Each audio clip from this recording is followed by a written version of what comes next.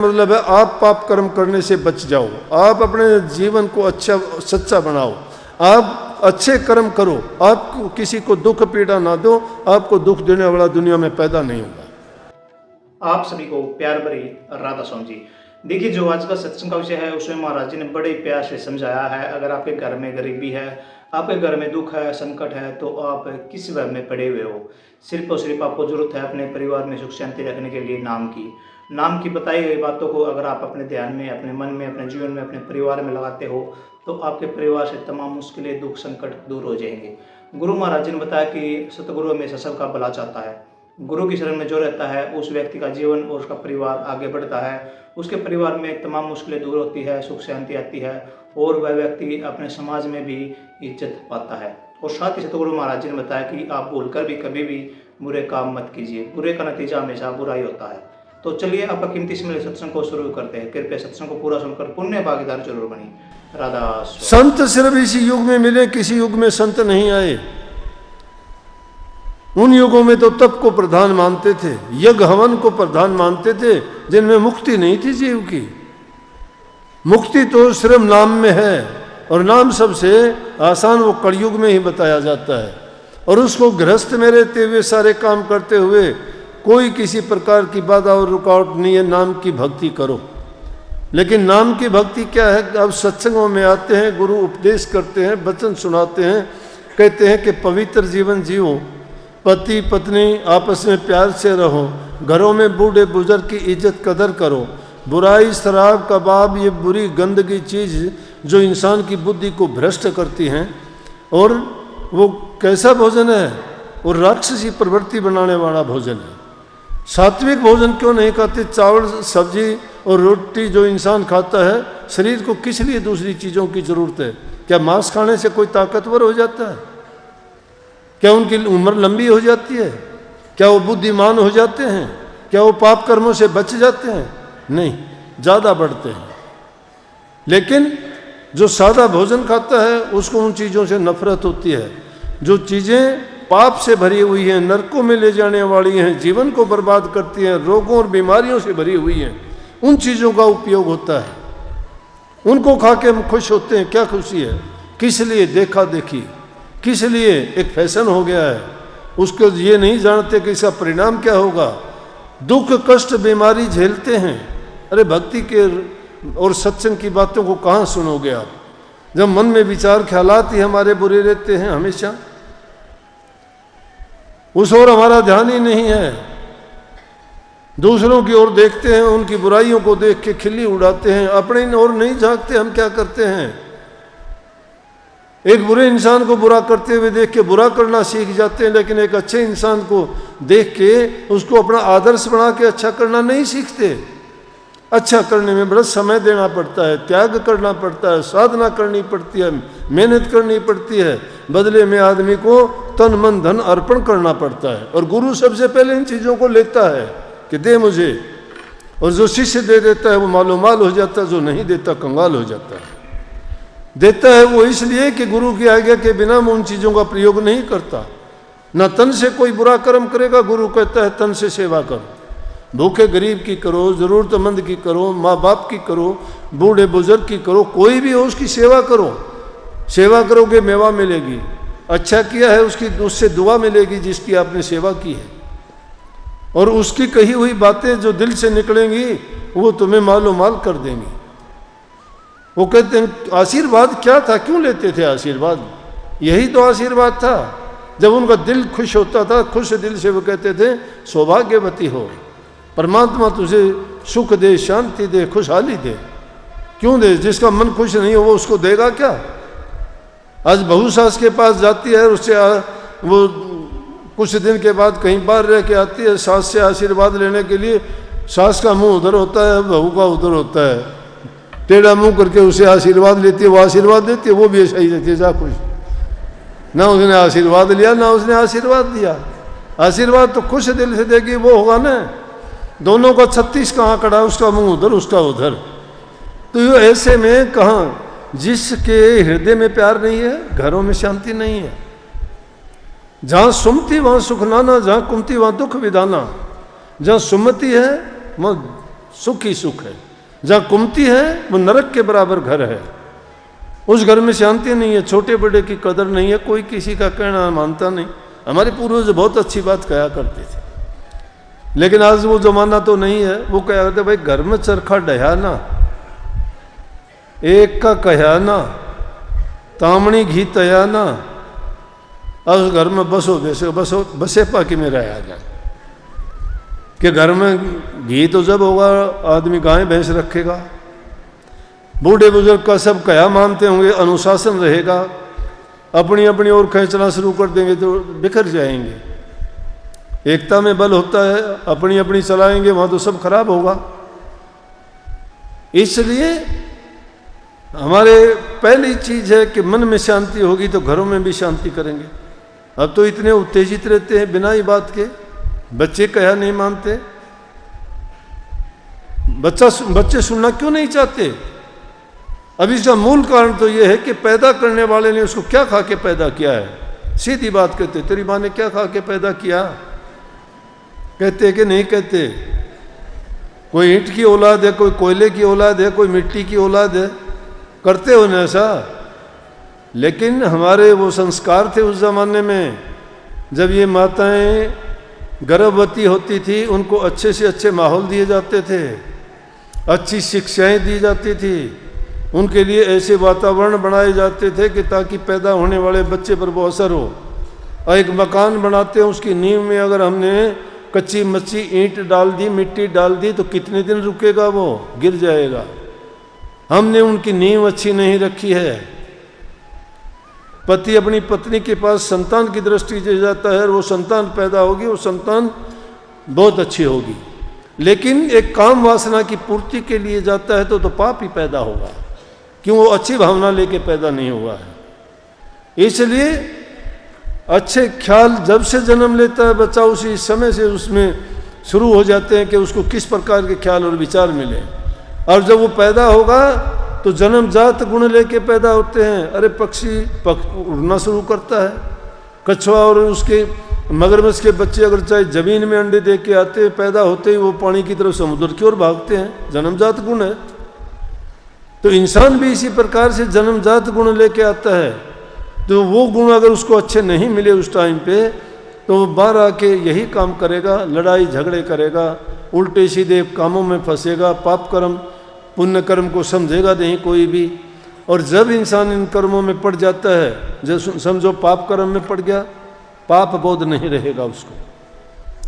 पाप बोध का मतलब क्या है? कसाईयों को आप कहोगे, कसाईयों को नहीं देखते, बाहर कहीं जाते हैं। मैं इधर सिल्लीगुड़ी गंगटोक सिक्किम की तरफ जाता हूँ, अपने आश्रम में 4-5, तो वहाँ देखते हैं वहाँ के लोग मांसाहारी ज़्यादा हैं। और जिस गली से हम काफ़ी जगह गुजरते हैं तो बड़े बड़े टोकरों में मुर्गों को रोक के लेके आते हैं और वो देखते हैं सड़क के किनारे, उनको काटते हो। उस काटने से पहले वो रोता चीखता है, बेचारा चीखता है। वो कितना चीखता है? वो चीखते हुए कि उस मांस को पका के कोई खाता है, वो खुश रह सकता है क्या? लेकिन काटने वाला है, उसको परवाही नहीं है। इसका मतलब उसको पाप बोध नहीं है। आपके पैर से भी चींटी मर जाती है, आपको दुख होगा, हाय गलत हो गया, ये पाप मैं कैसे उतारूं, क्या करूं? आपकी गलती नहीं है, बिना गलती के भी आपसे ऐसा हुआ है तो भी आपको इतना दुख होगा, क्योंकि आपने पाप करने की आपकी इच्छा नहीं है, पाप करना आपका काम नहीं है, आप पाप करने से नफरत करते हो। लेकिन जो आदमी रोजाना करता है उसको बोध नहीं है, उसको नहीं पता पाप है या पुण्य है, वो करता कर्म बना लिया उसने। इसी प्रकार से हम भी नित्य प्रति जो झूठ बोलते हैं, कपट करते हैं, ईर्ष्या निंदा रखते हैं, बुराइयां करते हैं, धोखाधड़ी करते हैं लोगों से, अपनों से लूट खसूट कर लेते हैं, चोरी कर लेते हैं। ये नहीं देखते हमने चोरी की उसकी हालत क्या होगी, ये नहीं देखते उसका बेचारे का ये पैसा किस प्रकार का होगा, ये नहीं पता उस पर क्या गुजरी होगी, और वो दुआ देगा कि बद दुआ देगा, वो हमें सुख देगा या दुख देगा। ये चीज़ें बहुत समझने की हैं। इसीलिए संतों ने ये उपदेश किया, भाई अपने जीवन में किसी का बुरा ना करो। परहित समान धर्म नहीं कोई, पर उपकार और परहित करना जो इंसान सीख जाता है, मैं कहता हूँ बड़े से बड़ी भक्ति है। नाम भक्ति नहीं कर सकते, मैं डंके की चोट पे कहता हूँ नहीं कर सकते, क्यों नहीं कर सकते कि जिस माहौल में हम रहते हैं उसमें हमारे आसपास चारों तरफ का वातावरण ऐसा है। परंतु दुनियादारी के अगर सारे रास्ते में कांटे बिखरे हुए हैं, उन कांटों को आप उभारने का प्रयास करोगे, दूर नहीं कर पाओगे, जिंदगी बीत जाएगी। लेकिन उससे बचने का उपाय आपके पास है कि अपने जूते मजबूत पहन लो, तुम्हें कांटे नहीं लगेंगे। क्यों कही कि तुझे पराई क्या पड़ी, अपनी आप नमेड़। अपनी आप नमेड़ने का मतलब है आप पाप कर्म करने से बच जाओ, आप अपने जीवन को अच्छा सच्चा बनाओ, आप अच्छे कर्म करो, आप किसी को दुख पीड़ा ना दो। आपको दुख देने वाला दुनिया में पैदा नहीं होगा, आपको दुख नहीं देगा कोई भी। एक बार की बात है, एक इंसान रोजी रोटी के लिए उसको बाहर जाना पड़ा, कहीं दूर गया। पुराने ज़माने में कहते थे कि दिशावर चले गए, खाने कमाने के लिए दूर दूर तक जाते थे लोग, पैदल के रास्ते थे, आने में भी कई कई महीने लग जाते थे। घर में एक जवान लड़की थी, एक उसकी पत्नी थी, उनको छोड़ के गया कि चलो अब गुजारा नहीं होता, मैं जाता हूँ, तब तक तुम अपना देख लेना, कैसे भी गुजारा हो, मैं कुछ कमा के लेके आऊँगा। वो गया, कुछ वर्ष लगाने के बाद में काफ़ी दिन हो गए, क्या मिलता था उस टाइम में, दूर दूर तक जाते थे, मजदूरी करनी होती थी। अब तो बहुत रामराज तो अब आया है, लोगों के पास कमी नहीं है, न ओढ़ने की पहनने की किसी चीज़ की कमी नहीं है। हमारे से पूछ के देखो, आज से 50 साल पहले हमारी यहाँ की हालत क्या थी, गेहूँ देखा ही नहीं था कभी, अब तो कमी नहीं है। नए कपड़े नहीं देखे थे, आजकल तो सुबह ही ऐसे कपड़े पहन लेते हैं जैसे शादी में जा रहा है। रोज़ाना कपड़े बदलते हैं, रोज़ाना कपड़े धुलते हैं, रोज़ाना नहाते स्नान करते हैं। पहले तो गले में काफ़ी लोग जो कपड़ा डाल लिया तो फटने के बाद ही उतारते थे, कभी धोने का काम नहीं पड़ता था, दूसरा था ही नहीं। बहुत ऐसी हालत हो जाती थी। कभी कभी हमारी बात भी याद आ जाती है खुद की। तो वो खाने कमाने के लिए चला गया, पीछे से उनके पास काम नहीं था, उसकी माँ किसी के यहाँ बर्तन साफ करती, किसी के कपड़े धोती, 2 रोटी का उनको सामान दे देते, वो अपना गुजारा करती माँ बेटी। समय बीतता गया, काफ़ी दिन हो गए, आया नहीं, बीमार पड़ गई वो औरत। लड़की काम नहीं करती थी, जवान लड़की थी, जवान लड़की को नहीं भेजते थे काम करने के लिए, लोगों की नीयत खराब होती है किसी को देख के। फिर मजबूर आदमी को देख के उसकी मजबूरी का लोग फ़ायदा उठाने की कोशिश करते हैं। इंसान का कोई दीन धर्म नहीं है, पता नहीं नीयत कब खराब हो जाए।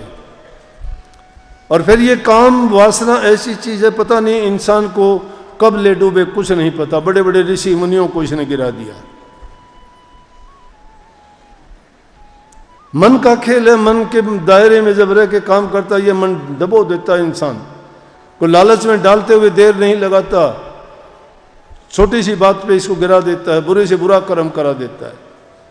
वो 5-7 दिन काम करने के लिए कहीं जा नहीं पाई, खाने के लिए कुछ बचा नहीं।